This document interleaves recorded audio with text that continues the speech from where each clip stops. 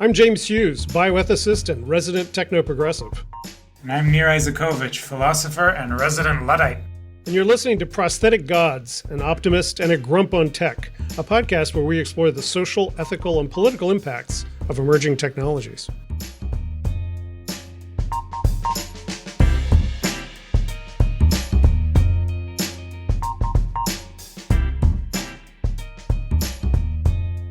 Well, brother Eisikovits, what a week. I know.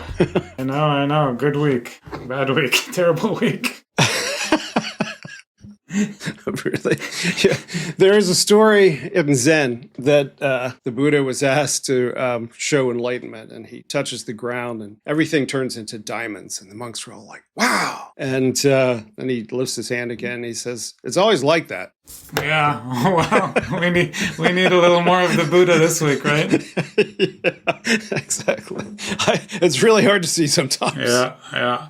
So we are talking about life hacking. Do you wanna define what life hacking is? Because I think it's a pretty broad field. Yeah. Well, I will also talk about it in terms of my own personal experience, because I have been avid life hacker, or attempted to be. A little bit too ADD to really be as OCD about it as some people are. But life hacking is basically the idea that you measure your life and you try to see the trends and understand what things lead to happiness or unhappiness or debt or arguments or or health outcomes or whatever. So the kinds of life tracking, when I first started getting heavy in graduate school, I started trying to keep a food diary. That was at a recommendation of a dietitian. And my experience with food diaries over the years is that if I had only eaten what was in the food diary, I really would have starved to death. So I wouldn't have had a problem at all. So it's just so inaccurate. But as soon as actual biometric tracking became available,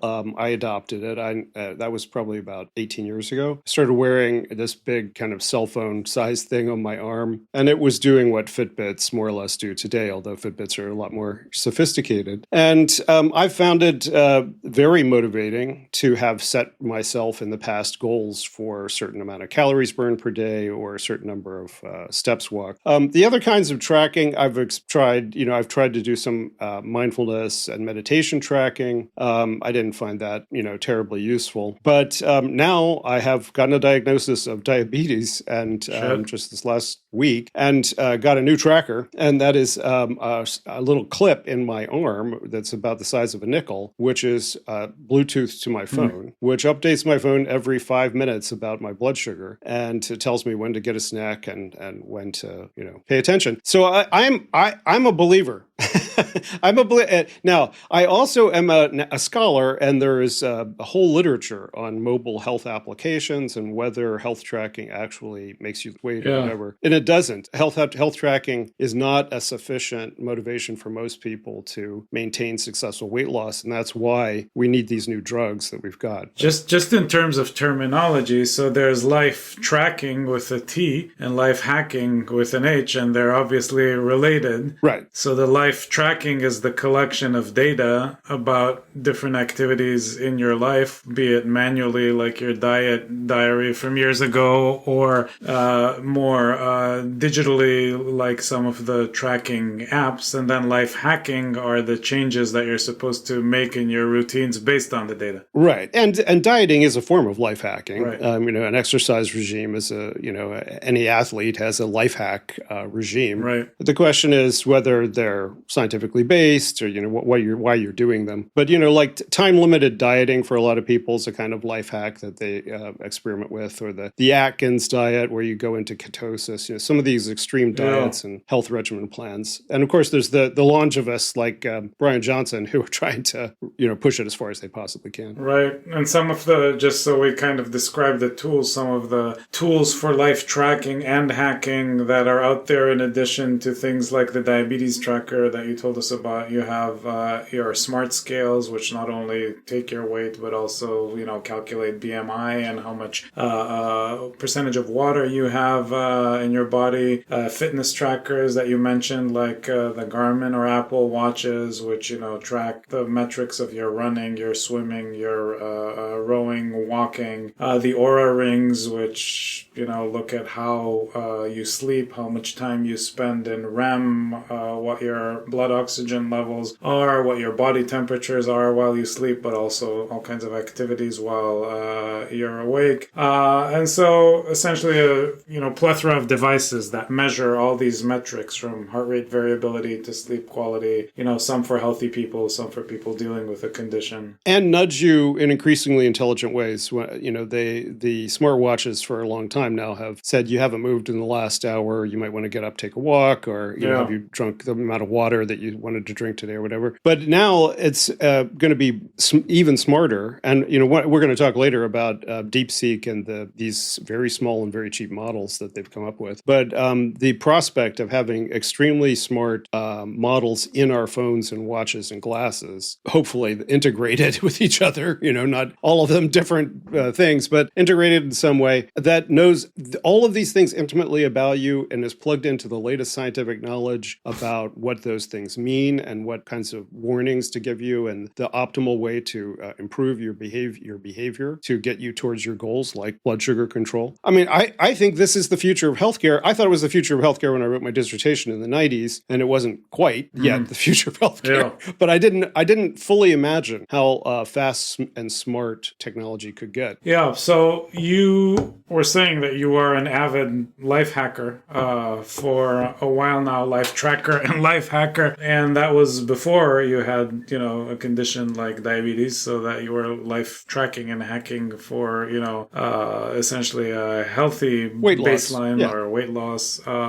So why were you so excited about it? Like, why was that? Why were you into it? I mean, there is the psychological element that my dad was a statistician. I'm a statistician, so it feels like the natural thing to turn the study on yourself. I'm also a Buddhist, so the idea of the self-examination in various ways. Like one of my heroes when I was a teenager was a woman, another just Ohio woman who had become a Tibetan Buddhist, but she decided to become a Tibetan nun. And in order to go through the full ordination of that practice, she had to do 100,000 versions of a meditation, of 4 different meditations, and it would take her 5 years. So the combination of a monastic self-discipline, which I think is the edge of all of this kind of self-control, and actually Mark Kokelberg's written a little book about this, is obsessive self-absorption under bourgeois capitalism or patriarchy. It's like measuring how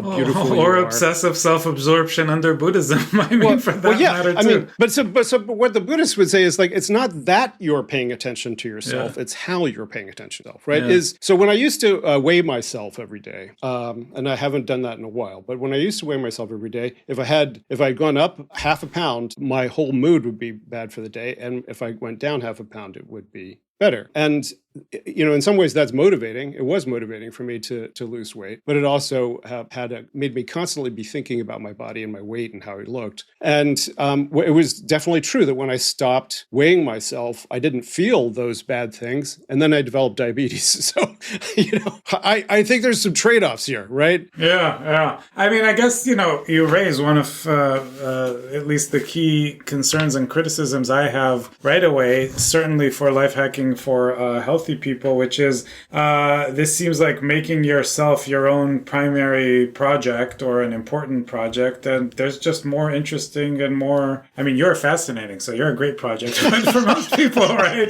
There's more important projects. There's like better things to focus on. There's a bit of a narcissistic, as you said, risk here of becoming too self-involved. So what do you think? There's also the matter of privilege. mean, I've always Yeah. been acutely aware of the fact that I have the privilege to have 5 different exercise devices in my basement, and to Yeah. work from home enough that I could actually maintain that work-life balance and do a daily exercise routine and things like that. So I'm aware that this is a privilege issue, but I'm the kind of socialist. It's not that I feel guilty about using bourgeois pleasures. I want everyone to have access to bourgeois pleasures. That's just the kind of socialist I am. Yeah, but if they don't, Jay still has to track his blood oxygen. In order for me to serve the revolution, I have to stay alive. Lenin died too young. That's all I got to say. There you go. Noblesse oblige. You got to have a Garmin watch, right? Exactly.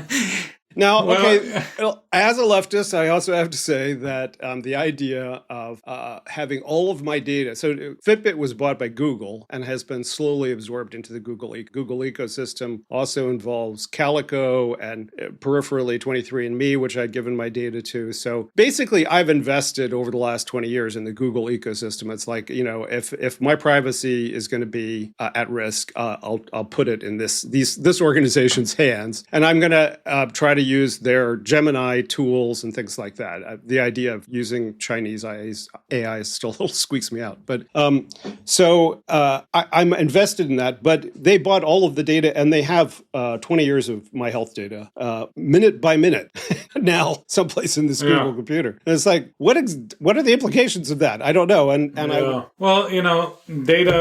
Data privacy is an issue here. Data privacy. And, if the aggregation of all this data leads to greater wisdom about how to keep people healthy, I'm all for that. But if it leads to just optimization of, oh, look, his dopamine spikes every time we show him this picture, let's show him that picture over and over again. That's the dystopian version of all this. Right. You know what? I think, the devil's in the details here, in the sense of, you get a Garmin watch, or you get an Oura ring, which measures and tracks your sleep. There's something about that just seems to be, a little frivolous. Like, how important, can some of these things be? Do you know anyone with sleep apnea? Yeah. I do. Well, this is one of the things that these new devices, you can get devices which will listen to your breathing during the night, but also the watches will warn you if your pattern of oxygenation seems to suggest sleep apnea.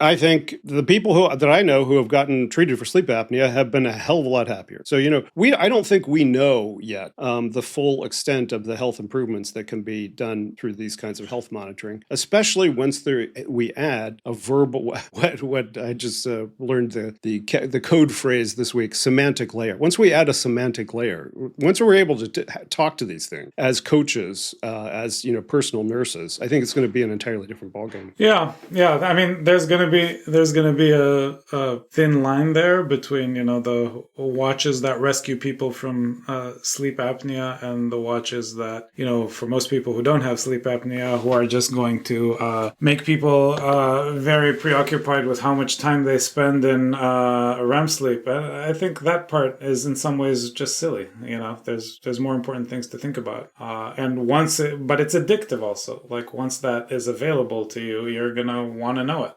Okay, so do you think that there is a future in which we refuse to allow people to record things about their lives?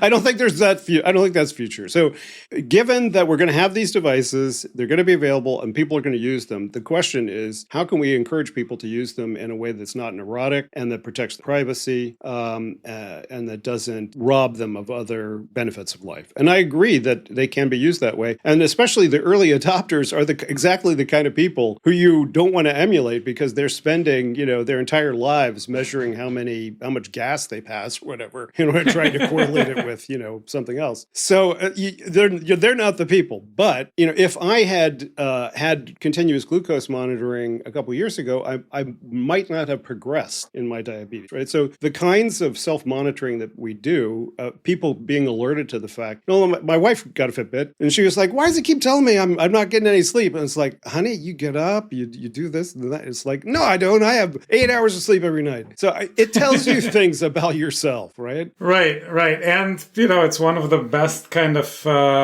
examples of the, thin line between therapy and enhancement. Yeah, exactly.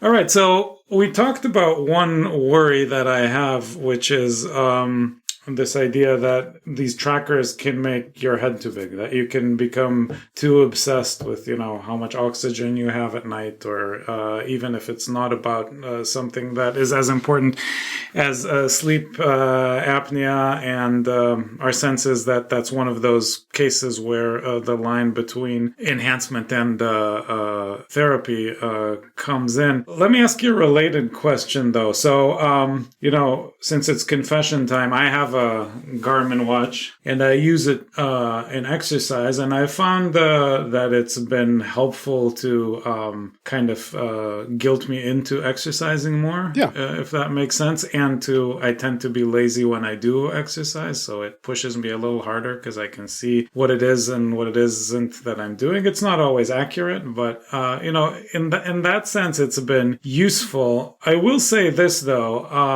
and we've talked about this before. The experience of running with the watch is different from the experience of running without the watch, right? When I run with the watch, I'm focused on the metrics, and I kind of want to make sure that I stay over a certain speed or that I stay in a certain heart rate zone. When I run without the watch, I'm looking at the trees and listening to the birds, not to be too corny about it. So I guess my second question is, and this can become, by the way, serious with people who, for example, do have some obsessive tendency, and they become kind of immersed and preoccupied with the metric rather than with the activity. So a sleep tracker can be amazing for improving your sleep. It can also make you so neurotic that you stop sleeping because you're not, hitting the metric. So what about the risk of these life hackers, instead of improving the activity, taking over the activity? Well, let's start with the observation that self-rumination has existed since we could ruminate, right? Yeah. And is the key to depression and mood disorders and lots of our problems, is the fact that we're constantly thinking about ourselves and comparing ourselves to others and worrying about things that we said and whatnot. So to say that some people get obsessive about things, oh my God, it happens to be statistics in this case, this is the end of the world. It's like people get obsessed about all kinds of things. Yeah, but you don't help them get obsessed about them by putting a watch on them that puts it right in their face. Well, yeah, and you don't help girls get obsessed by giving them social media, and you don't help girls get obsessed about their weight by living in a patriarchal society. The reason I knew I'd make you a Luddite in the end. No, I'm saying that's right. I'm saying that people get obsessed about them. And people who are statistically literate and inclined may get obsessed about statistics, and some of the statistics may be about. So to say that there's something distinctly pathological or selfish about people measuring their weight and their exercise, that they should be spending that energy, that 2 minutes a day, on changing the world or reading Plato, I don't see that as a legitimate critique. It's like, well, what about all these other people doing all these other things that I consider completely useless to the future of the human race, when you're actually trying to do something to improve yourself? Now, hopefully it's usually to improve yourself. I mean, there's also the pathological things like, anorexic, how this overlaps sometimes with anorexic culture. Absolutely. We need to identify the pathological boundaries of all the behaviors, but the behavior of self-observation, the examined life, is not itself pathological. Yeah, well, this is not the examined life. I guess that's the point that I'm trying to make. I mean, you're the Buddhist. My sense is that these are potent tools to sort of snatch you and pull you out of presence and out of, immersion in the moment. Okay, so I do agree with that point, but I think that point is transient, because, for instance, with this Garmin tracker, ordinarily you would take, you would prick yourself a couple times a day, which would be this very conscious act. Now, I don't need to pay attention to this. It will tell me. My phone will beep at me if anything's going wrong, and I just don't need to pay attention to it. And the same thing happens over time, I think, with all of these other trackers, is that once a sufficient amount of information's accumulated, you will just be able to ignore it, and it will tell you, hey, you didn't quite get as many steps today. You might want to do a couple more tonight or whatever. And so I don't think that constantly thinking about, when I'm exercising, I do look at how many steps I've burned, and I try to hit those goals. But I'm doing something else while I'm exercising. I'm watching YouTube usually and trying to learn about AI. So it's not as if it's that big a distraction to every hour or so look and see how many steps you've taken, right? That doesn't just detract from my quality of life. Mm-hmm. Yeah, I think it does for some more than others. Two other kind of incidental observations. The Garmin tracks your sleep, the exercise watch. I'm not 100% sure how good it is at it. I take it off every night before I go to sleep because it's a little too weird for me for it to sort of be measuring my sleep. I know this is idiosyncratic, but I kind of want a separation from technology, from being, sort of maximized and optimized, et cetera, et cetera. Whether you can deduce anything from my own idiosyncratic neurotic separation from my Garmin at night is, I grant you a fair question. But the other thing that's funny is, some of these fitness tracking applications and software, something like iFit, for example, which is a major fitness tracking platform, they tried to work with you on exertion levels on something called RPE, or rate of perceived exertion, and you should run at a exertion level of 4 or 5, and that is as opposed to training with a monitor at heart rate zone. And the truth is that I think those two are in tension with each other. In other words, the more you use the heart rate tracker or the exertion trackers, the less you kind of become aware of what your exertion is. So I guess the additional concern here is that these kind of trackers create a sort of over-reliance where then you lose some sort of native ability to get a sense of your own body. I'm glad you brought that up, because I think actually life tracking illustrates a reverse case to the phronesis or the cognitive offloading problem that you and I'm also concerned about this. I'm concerned that we don't yet know what things we should be forgetting as in our brain and allowing all the machines to do, and then what things we replace in our brain as the new skills that maximize all that. But in the case of self-tracking, if you are, for instance, trying to control your blood sugar, like I'm constantly talking to my family about sugars. My daughter's a cell biologist specializing in metabolism, so she's the expert. But everybody else, the difference between a starch and a carbohydrate and things like that. But if you start tracking yourself, one thing I saw immediately that eventually got me to stop drinking alcohol completely was that if I drank alcohol, every day I drank alcohol, my resting heart rate would increase, and it could get up very, very high if I had been drinking alcohol like during a holidays or traveling. And when I was not getting enough sleep, my resting heart rate would go up. So that turned out to be a very sensitive barometer for whether I was doing good things or bad things for my health.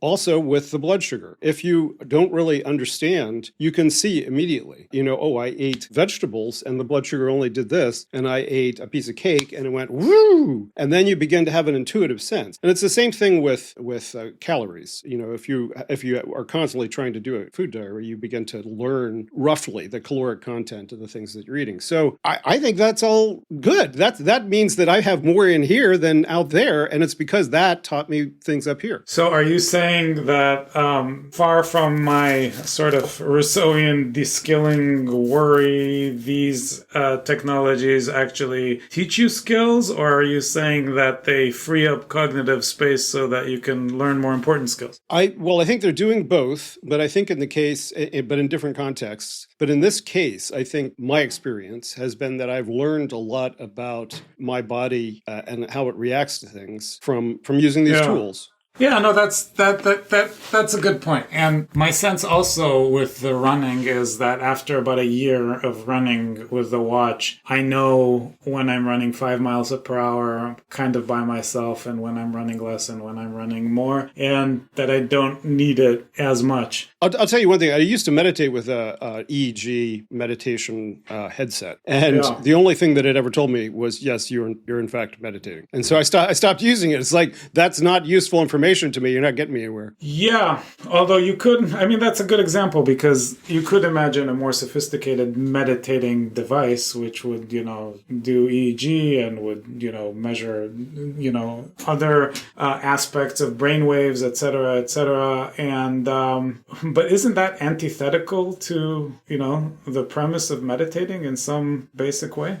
No, I think there's a naturalistic misconception about meditation practices. Most meditation disciplines that have been taught throughout history have a pretty regimented set of things that you're supposed to do and accomplish, So, yeah, I don't think it's antithetical, but yeah, a lot of Buddhists have an anti-technology thing. So I'm always having this argument with people. It's like the Buddha was not against technology. He was not against you using medicine. He, the Zen tradition valorates caffeine. Rinzai Linchi, he tore off his eyelids so that he could meditate more and threw him outside his cave, and they turned into the first tea plants in China, and then all the monks can drink tea and meditate. Well, that's a celebration of the use of stimulants. It's like, it can't be any more explicit than that. So I don't think Buddhism is opposed to any of these things. But again, Buddhism and any sane person would say, you can overdo it. That's the whole point of virtues, right? The virtue of self-examination is you can overdo it. So, we talked about the risk of narcissism here and becoming your own project by, tracking your humdrum functions here.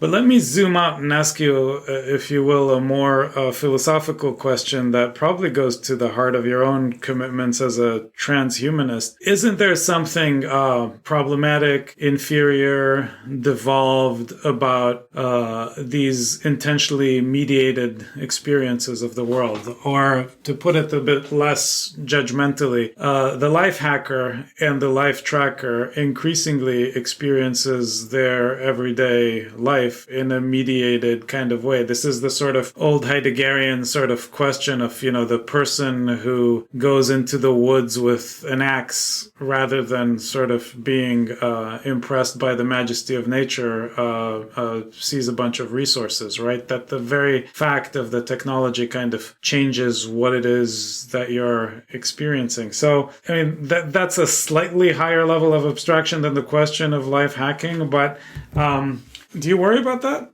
Okay, so there's the modal Buddhist answer about unmediated experience. I think there are differences, but the modal one would be that there is no such thing as there's no experience of unmediated reality that you can describe, because as soon as you're describing it, it's not the experience anymore. The unmediated reality is indescribable. So what does that mean? I think, yes, I think it's sometimes very useful to experience altered states of consciousness, perhaps even every day, where you turn off the default mode network and allow your mind to just be in the moment, and experiencing that as commonly as possible, which is a trait called the mindfulness trait, is probably good for you too. But everything that we do as human beings in the world involves not being in that state, right? We have to think about the next steps. We have to exercise our executive function. We have to remind ourselves who we are. It's the first thing we do when we get up in the morning, is remind ourselves who we are and what we're supposed to do today.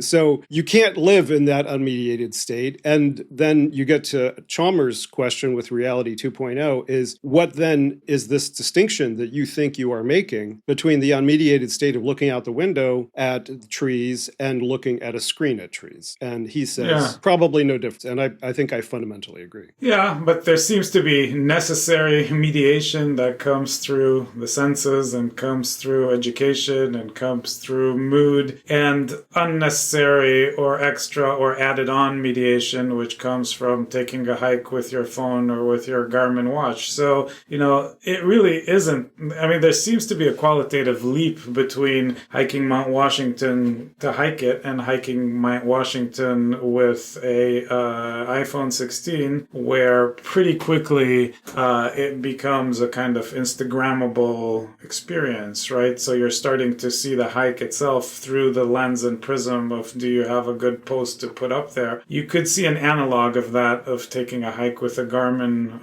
watch or going to sleep with a sleep tracker on the assumption that you don't have sleep apnea. Okay, I guess I disagree with Chalmers.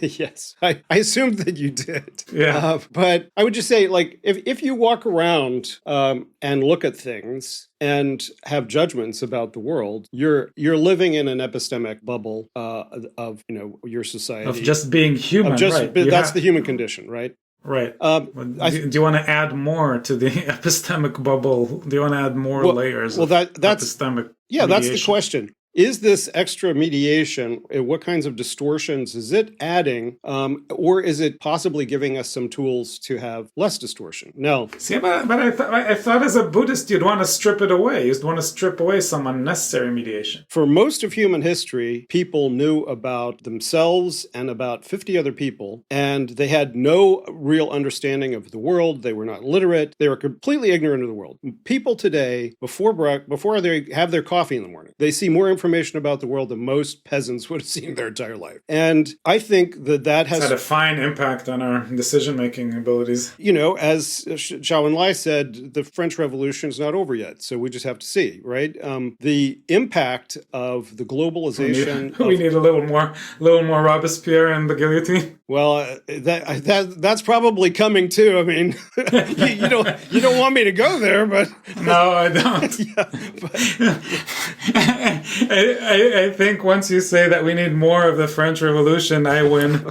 Well, we need more of the French Revolution. It's in the sense that the historical process of us adapting to being fully connected globally, we're still in the midst of it. And this thing with RedNote, I don't forget if we talked about it before, but I of course, would love to have more direct citizen-to-citizen communication between Americans and Chinese. But TikTok has been banned in China, and Douyin, which is the version in China, is not accessible outside, had not been accessible outside. And because of the TikTok ban, all these people started to find other Chinese apps that they could talk to Chinese people on and hang out in and produce content in. And I think it's fantastic. And it's the key. Yeah. If there's any promise to world peace, it's that young people will connect up around the world and actually form new political identities and alliances that transcend this nationalist crap that we're trapped in. Yeah, only to have their information sized up and tracked by the CCP, by the CCP,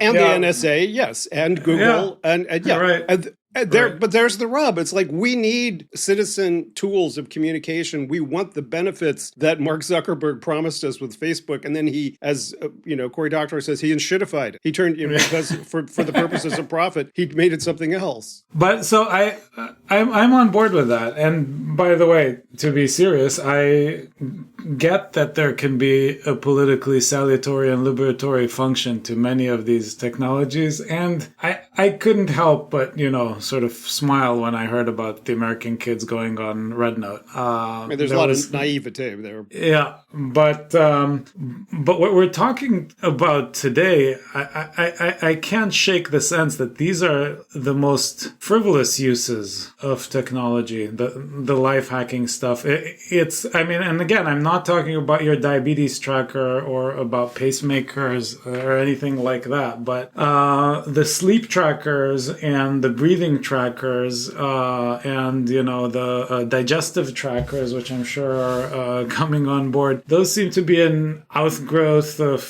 sort of individual oriented capitalism run amok, like of taking ourselves way too too seriously. Again, I'll recommend Mark Kokelberg's book, Self-Improvement, which I did write a review of, for JEET, for our journal. And he does make these connections. He makes the connections to the kind of wellness culture of the United States, the kind of do-it-yourself health culture, which, like if you read Paul Starr's History of American Healthcare, he goes into the Flexner rights and the other things in the 19th century that basically told frontier white settlers, you don't need a doctor because you can cure yourself with homeopathy or, whatever thing. And they love that stuff. They love the idea of medical self-autonomy. So ever since then you had the Graham diet and the clinics where people would go and get enemas and electrocuted and frozen and all these kinds of things. Some of the things of which turned out actually to be good later on. Yeah.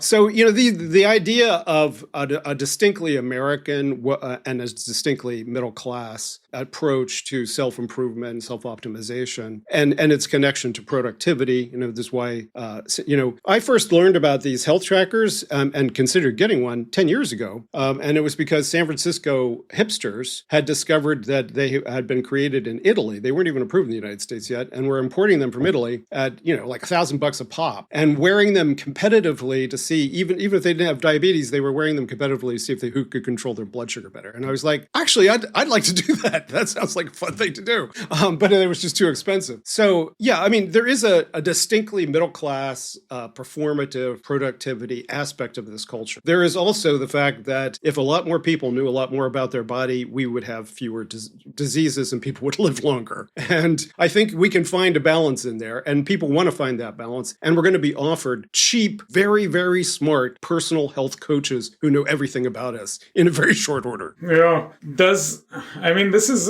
another thing that I'm interested in to hear your transhumanist take on. For me, one of the sort of puzzles here is the therapy versus enhancement question. I would, use extensively a diabetes tracker in a heartbeat. But of course, the same kind of technology as usual is the one that is used to measure the less crucial, less important, and sometimes downright frivolous aspects of. So, I guess you just don't believe in that distinction in some basic way. Because for me, the old question is, what's the chance, what's the potential of using the tech for what's good and putting it aside for, what's bad, right? How do I use my Garmin to kick my butt to exercise a little more, which is important for me, but to avoid obsessing, over hitting the metrics, which is bad for me. And I haven't been able to do that. One comes with the other. That's a sort of silly example of the therapy versus enhancement distinction. Does that come into play for you, or do you just sort of engage and marinate in all of them? I think it's a matter of adaptation. The adaptation to the amount of information that we have in the world. Like how do you search for the news every day? I'm sure it's evolved over the years. I used to have magazine and newspaper subscriptions, then zines, and then when I got on the web, I started to curate my various news sources. So we make choices about what kind of information we consume and how overwhelmed we are. There's actually a field of measuring the brain to determine if you're being overwhelmed by too many sources of information and it's bumming you out, called augmented cognition. And the Army's been exploring it because they want soldiers in the battlefield to have as much information as possible until it's not good for them anymore and causes them to be too distracted. So they want to try to measure soldiers' brains to make sure that they can find that optimal space. Now, we're not quite there yet, but as I was saying about these tools, they're not trying to give you, in the first place, you just turn it off. If it gives you too much information that you don't find useful, they'll turn it off unless you're one of these obsessives. Who are doing something else. I'm afraid I am. But, you're, and I think many people are, the obsession is on a continuum. But your view, it kind of smacks of a sort of dualism, right? There's a sort of James there who can control from the outside, exactly what he wants to do with the technology. But in the meantime, the technology comes around and bites you in the ass and changes the James that's making the decisions in the first place, right? So, it's not that I can just sort of stay naively be me and decide that I'm only tracking X and not tracking Y, and only A is productive for me and B isn't. As all this tracking is taking place, my standards, expectations, and even capabilities for self-control are changing. Isn't that the whole point? Did you ever measure the height of your children as they were growing? Ever put them on a scale? Ever send them to school and let them take a test? We are being measured constantly from the time that we're babies. One of the first measurements is the PKU test to determine what the diet for the rest of our life is going to be. Yeah, but I didn't swallow a scale, which is what's at issue here, right? I didn't put it around my forehead.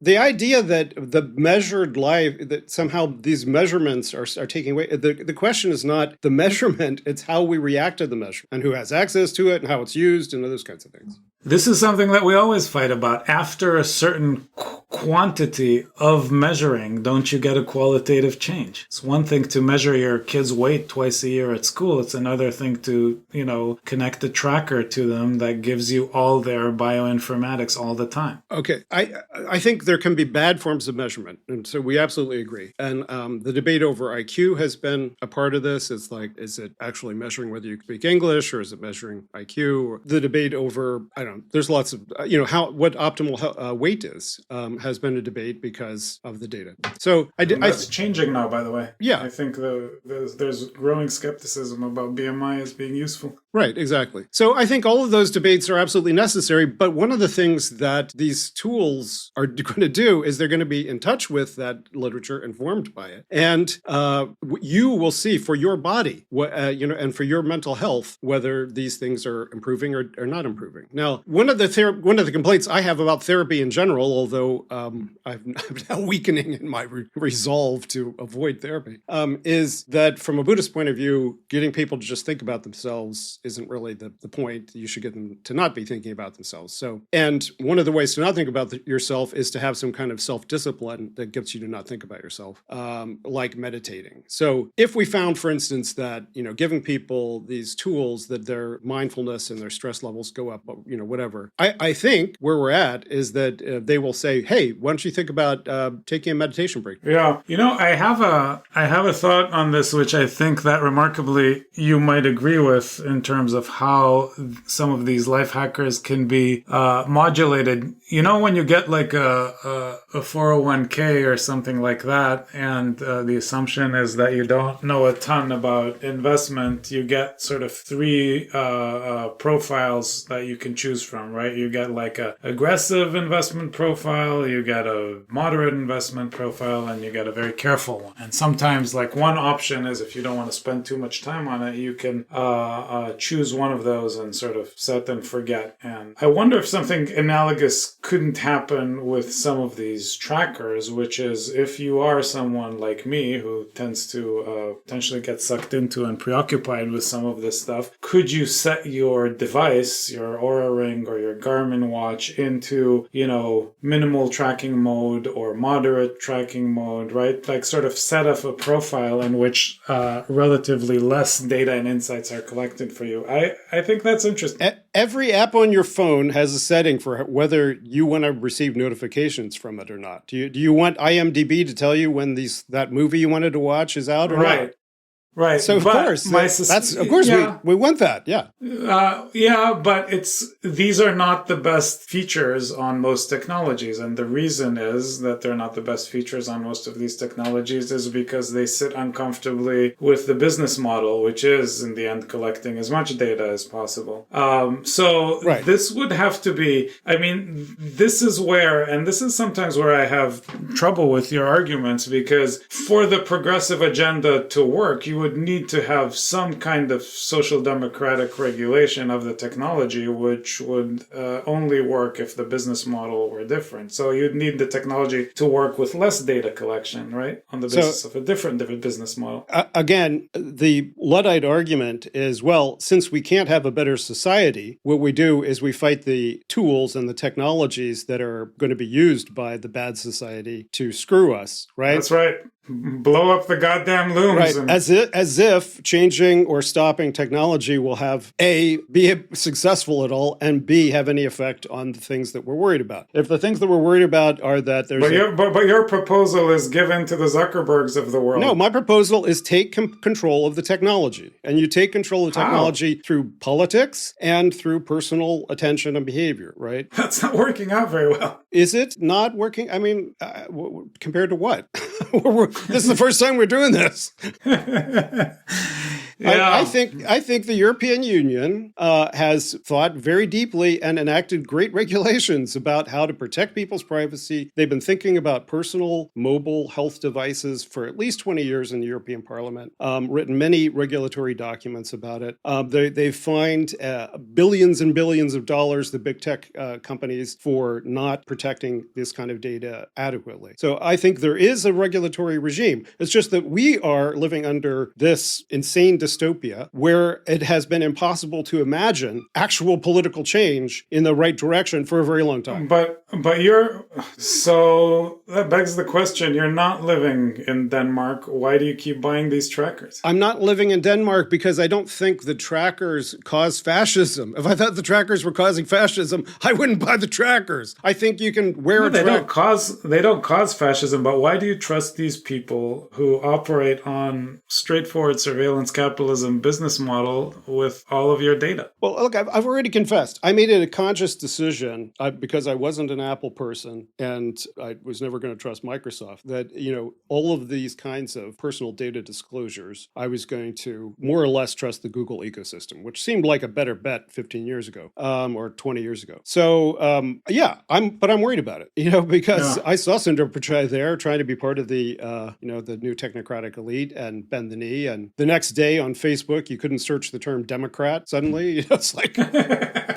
Yeah, maybe they're listening to our podcast and they'll start sending you notifications that your heart rate is too slow to start making you run and give you a heart attack. Well, I think if we were to do this every day, as we could be Twitch streamers, we could actually play a video game and just talk about ethics every day. It might actually be bad for my heart because I do get very energized by these debates. Let me mention two more things on this topic before we move on, though. One is surveillance and self-control, or social control, which, again, I don't want to overemphasize Chinese totalitarian capacities, but they certainly have a vision of using facial recognition and other kinds of tracking in more invasive ways than we would imagine or tolerate.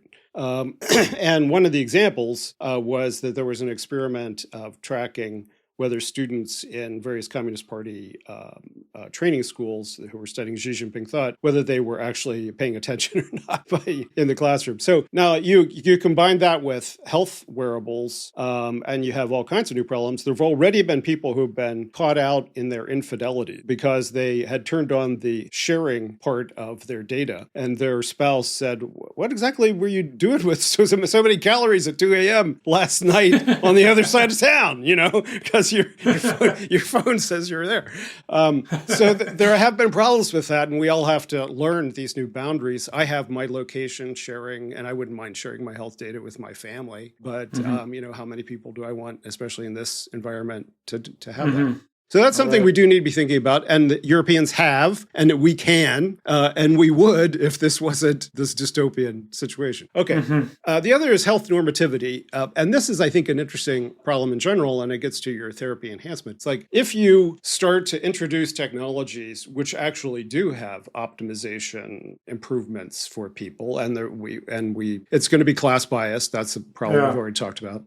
It might begin to change the parameters of what we consider normal in society. Just like overcoming some disabilities reduces the incidence of those disabilities, and so it becomes less common to see that disability or whatever. So I think we are going to have some of those effects. I don't know that the evidence, as I said, it's very difficult to show that wearing a health tracker reduces people's weight, because 95% of all diets, including the ones who wear health trackers, fail. So, but in other ways, these, understanding about yourself, I think it can can be beneficial. So I'm not so worried about the health normativity effects in the short term. But in the long term, I think having a personal AI that is constantly guiding your every step and it knows that you want to accomplish these goals, that's going to make a big difference between success and failure. Well, I mean, you could think about, concrete examples of this very good point that you're making. If there was a health tracker that told you when you were in your 30s and 40s that you're developing heart disease, it would become easier to make it a normative point that you should start taking a statin. And if you don't, then there can be sort of implications, be that the cost of healthcare or anything else. If there's any advantage of this current health policy regime, it's that the likelihood of mandated drug taking is very low.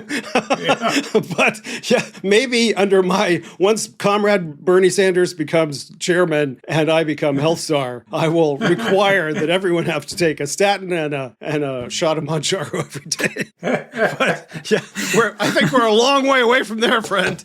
Yeah. Well, little steps on the way to your great dream of bringing back the French Revolution. That's right. Well, yeah, my version, no guillotines. You just have to go to fat camp. You get your Mounjaro and a moral enhancement, a little bit of psychedelics, and we'll figure it out. I guess this is deteriorating. We should move to our lightning round. Okay. So what are we talking about? Okay, I wanted to talk about three things. One, the first is, again, not to get political, but there was yesterday an order that shut down all communications from federal science, especially health, I guess, communications. But a lot of scientific meetings are being shut down. Grants are being held up or canceled.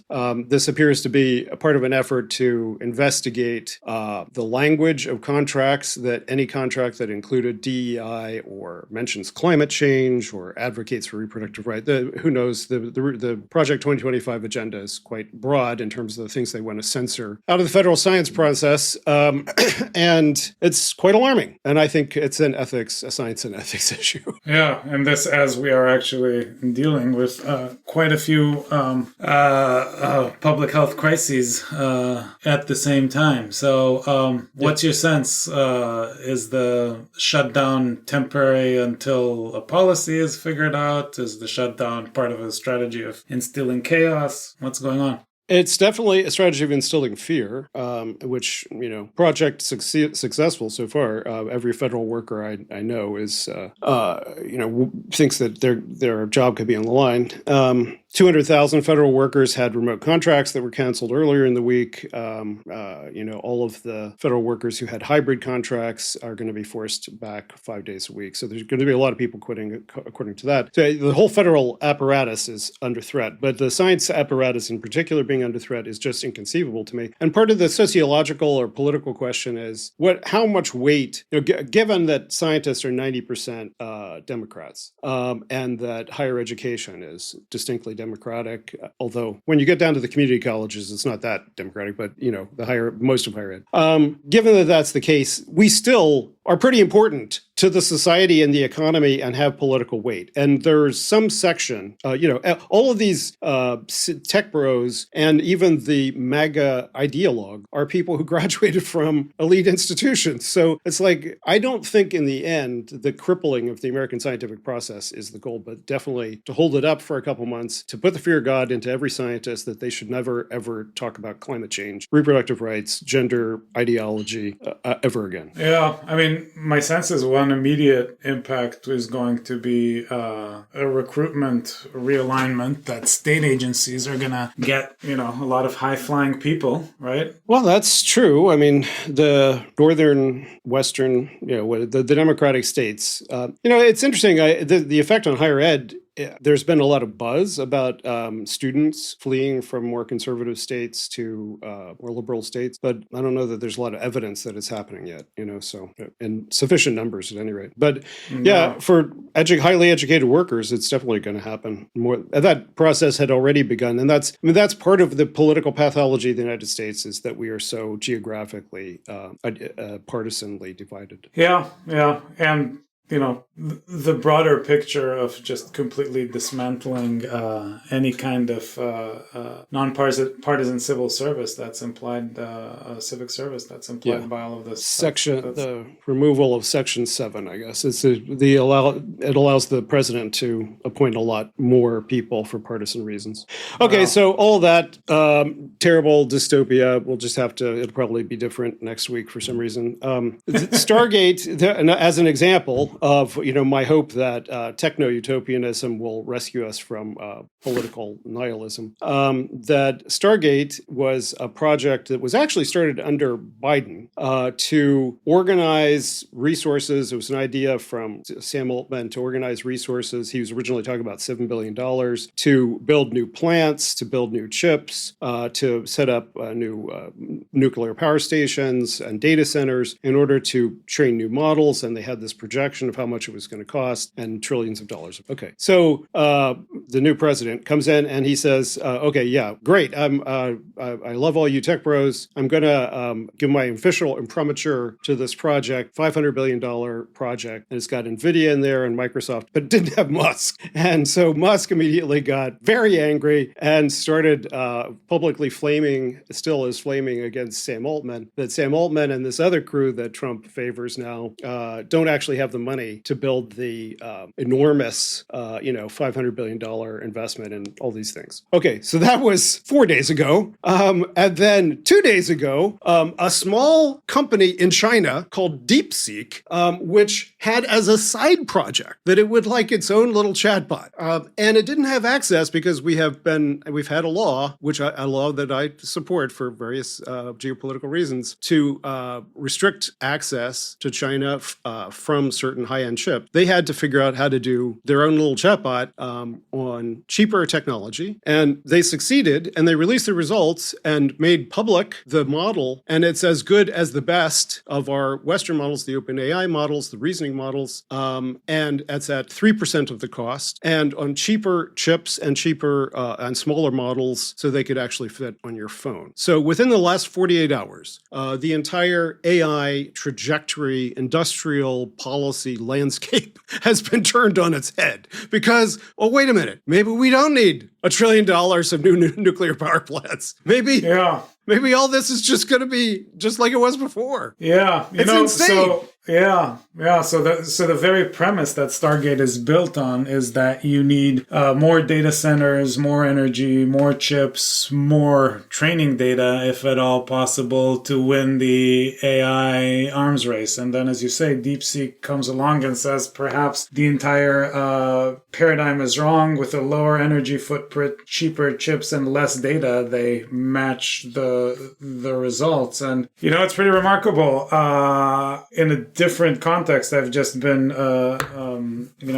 reading the Second World Wars, which is a outstanding history by Victor Davis Hanson of World War II, and whatever else you might think about Victor Davis Hanson as a military historian, he's very good. And one of the kind of points he makes is that essentially countries win wars when they're empirically minded, when they have a sort of matter-of-fact, fact-based sense of what it takes to make technological improvements. And I think we're moving away from that. If we are watching what DeepSeek is doing, that should put some real question marks next to Stargate. And instead, it's, the Stargate assumptions about energy needs and chips needs colliding with the personalities and with, the sort of ego wars between Altman, Musk, and Trump. I think we're in deep shit in the AI arms race, is the conclusion. Right. And just to put a final note on that, OpenAI's this week is releasing Operator, which is their agent model. And Gemini will have one, and you can build one already with R1 from DeepSeek. And operators are basically, you tell it what you want it to do, like, plan my week and make reservations at different restaurants and buy my plane tickets. And and it goes out and does it. And that is the beginning of the automation of all white collar work, right? Because now we'll have something that you can talk to that sounds like a human being, and it can actually do stuff. It can use the web in the way that any white collar worker would. So if those are coming and they're going to be cheap, and we don't have to build $1 trillion of nuclear power to get them, I think the idea that the automation of work is a lot closer than people have given it credit. I feel that's a good conclusion here. Well, on that note, you're not optimistic about that? The automation of work. We all get to talk about philosophy and do podcasts for each other, like Forster Imagined and the machine stuff. Yeah, not as much as you. Okay. Well, I'll see you on my video screen.